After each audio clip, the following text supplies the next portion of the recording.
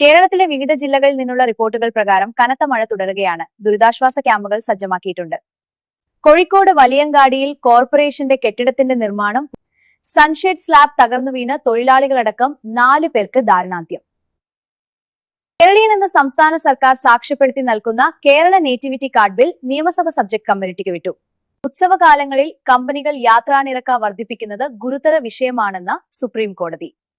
ഇതുമായി ബന്ധപ്പെട്ട പൊതുതാൽപര്യ ഹർജിയിൽ 4 ആഴ്ചക്കകം മറുപടി നൽകാൻ ജസ്റ്റിസുമാരായ വിക്രംനാഥ്, സന്ദീപ് മേത്ത എന്നിവരടങ്ങിയ ബെഞ്ച് വ്യോമയാന മന്ത്രാലയത്തോട് നിർദ്ദേശിച്ചു.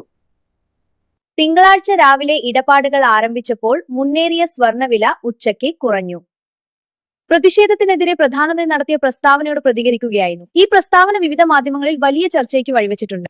രാഹുൽ നാണക്കേട്ട് എന്താണെന്ന് പറഞ്ഞുതരാമെന്നും തനിക്കും ഷർട്ട് ഊരി പ്രതിഷേധിക്കേണ്ടി വരുമെന്ന് അദ്ദേഹം പ്രസ്താവിച്ചു.